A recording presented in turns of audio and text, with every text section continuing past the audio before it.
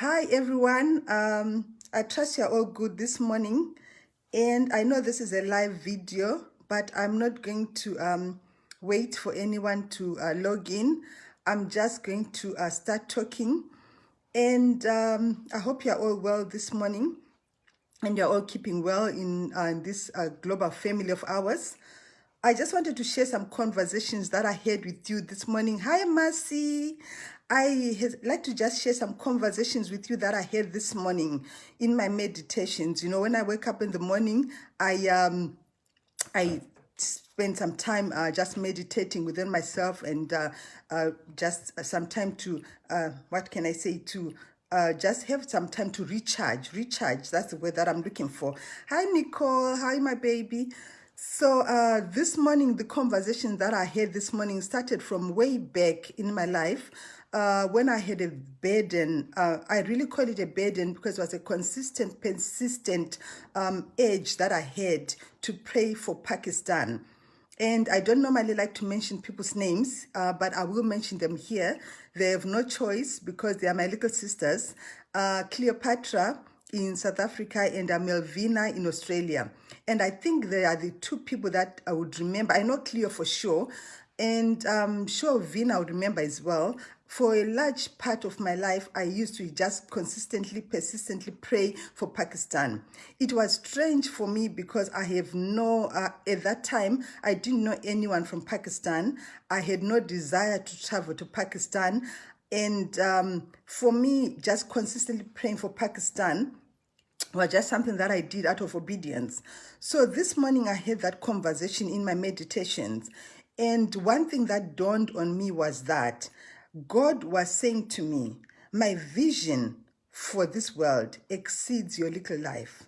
My goals and desires that I have, they are not limited to your geographical restrictions or your economic restrictions or whatever could limit you, because I am God and I can do what I want, where I want, with whoever I want. So after realizing that this morning, that God would put a burden in me for something that was totally unrelated to me because he was just who he was, I then went back and I remembered my life when I was at 22. It was one of those standout moments in my life. I was at a church conference. Hi, Bruce. I was at a church service and at Abundant Life. For those, I have lots of Abundant Life family here on Facebook. So those of us that remember that grew up at Abundant Life, I remember one significant service that I went up, and it was like reconsecrate yourself and rededicate yourself to be used for God's glory. And I remember doing that. And this morning, it was such a feeling, because this morning, as I was meditating, those two things came up to me, my desire and my urge to pray for Pakistan for those many years ago, and also that prayer that I prayed when I was 22. And the relevance this morning was, I said to God, are you telling me that from that year, 22 years ago, to now in my mid-50s? And God said to me, yes. Yes, the answer is to yes.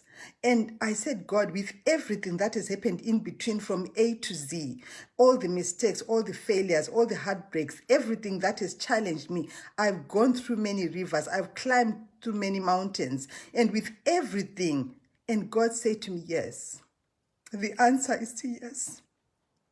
The answer has not changed, it's yes. So my conversation that I'd like to have this morning is to you. The answer is to yes. It has not changed. The answer is to yes. Yes to your goals. Yes to your dreams. Yes to your ambitions. Yes to whatever you envisage yourself to be when you were young. Yes, in spite of everything that has happened to you, in spite of the questions that you might have, the answer this morning is to yes. And why don't we always just gravitate towards yes?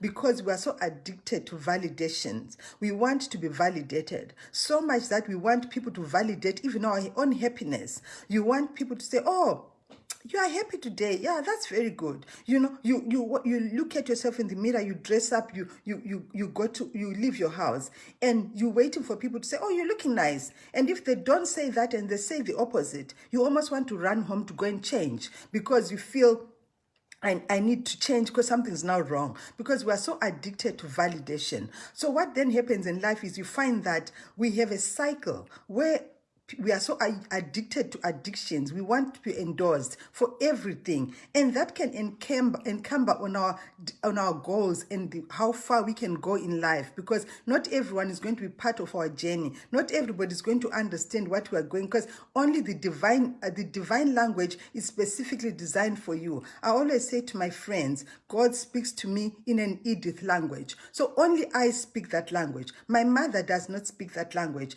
Well, she could if she couldn't, if she was alive. My siblings don't speak that language. So only you can understand and interpret the divine message for yourself and for your life. It's okay to have people that encourage you, but I would like to encourage us this morning, don't be addicted to validations. Don't be addicted to endorsements, because it can be a vicious cycle. Because what happens is a set of words that someone chooses, or a pack of actions that someone chooses to bring your way.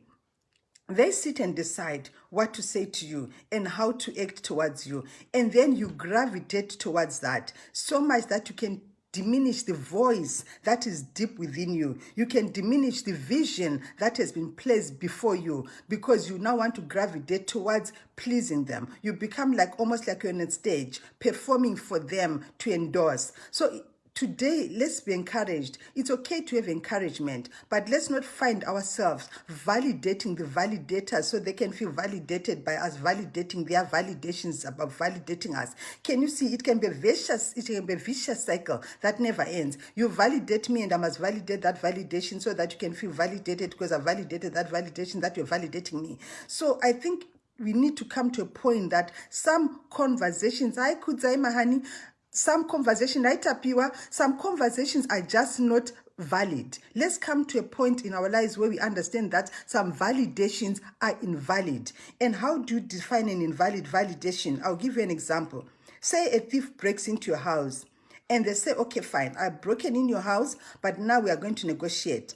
I'm going to keep the silverware, the cutlery. I'm going to keep the cutlery, the silverware. And then you keep everything else. You don't wake up to your friends and say, why, I had a very good thief yesterday. He broke into my house and we negotiated and all he took was the cutlery. You don't do that. You say this is a conversation that should never take place.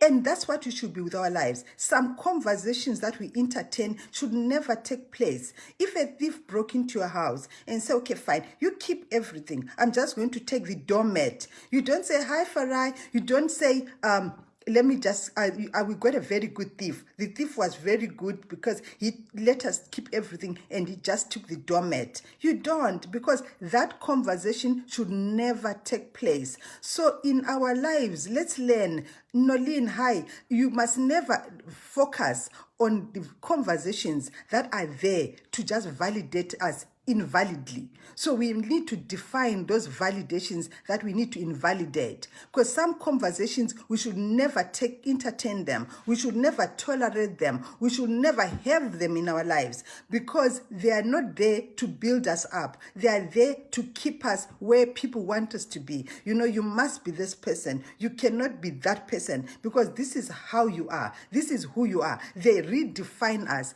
And if we pursue every little validation, every little endorsement, we spend our lives like chickens without heads, trying to run around everyone so that everybody can be happy. I remember growing up in my mother's house, we were taught that guests came first. Those of us that grew up in African households understand this. You grow up in a household where even if you cook your best meal, if a guest comes in unannounced, no appointment, you give up your meal for the guests. And if a guest come in unannounced, those days we didn't have cell phones, we didn't make appointments, a guest comes in and you are getting ready to go visit or go somewhere, you have to take your clothes off and change and host them. So you always are surrendering yourself to other people's desires, to entertain them. So that can creep in even in our lives now when we know better. Like Oprah says, when you know better, you do better. So now when we know better, some of those traits can creep into our lives now. You can find it so easy for you to usher your seat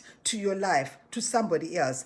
Usher your seat to your life to somebody else. Usher the stage to your life to somebody else. That either you are watching them or they are watching you. But all you are doing is either you are the performer or they are the audience. And you are not really present in your own life. So this morning, let us invalidate some validations as unnecessary and understand that we are already endorsed. Like I said to you this morning, that God said to me, yes, yes, in spite of everything that has happened, the answer is still yes. So this morning, the answer to you is still yes. You can still get that university degree. You can still write that book. You can still produce that song. You can still travel to that place. You can say, well, we're on lockdown. Yes, we're on lockdown, but the pen and paper in your hands is in your house is not on lockdown. You can take a pen and paper. You can write that business plan. You can take a pen and paper and you can write that book. You can take that call and phone someone and encourage someone. You can write an email. You can reach anyone in China and Australia through social media.